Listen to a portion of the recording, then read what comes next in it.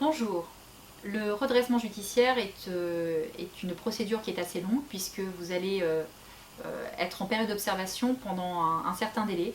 Alors en moyenne c'est de 6 à 12 mois mais ça peut aller jusqu'à 18 mois au total pour une période d'observation.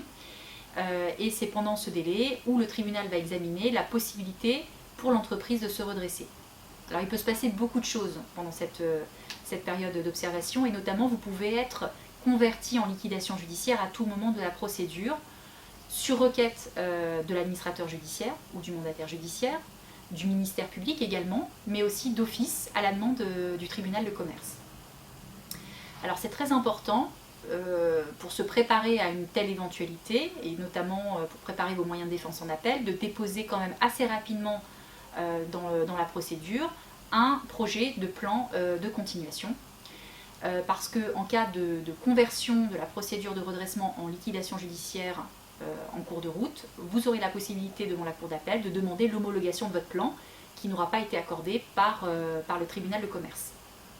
Alors il faut savoir que si jamais vous êtes confronté à ce danger en cours de procédure collective, c'est-à-dire que vous êtes convoqué en vue d'une conversion en liquidation judiciaire, le tribunal de commerce doit respecter certaines formes et certains délais. Vous avez de la jurisprudence qui est très abondante au sujet des délais de convocation, notamment si le tribunal de commerce se saisit d'office, il a l'obligation de vous convoquer et d'adresser avec cette convocation une note pour expliquer les raisons du conversion en liquidation judiciaire. Si ça n'est pas le cas, ça pourra être invoqué devant la cour d'appel puisqu'il s'agit d'un vice de procédure et la cour d'appel pourra tout simplement annuler le jugement de conversion en liquidation judiciaire. Donc vous avez des moyens de défense qui sont importants. Le critère pour demander la conversion, c'est un redressement qui serait manifestement impossible. C'est un critère très précis. La cour d'appel n'a pas à se prononcer sur un nouvel état de cessation des paiements, mais uniquement sur les possibilités pour l'entreprise de se redresser. Donc en fait, on va regarder un peu la comptabilité, notamment les actifs qui sont disponibles sur le compte bancaire, éventuellement ce qui aura pu être mis en consignation à la Caisse des dépôts et consignations en cours de période d'observation.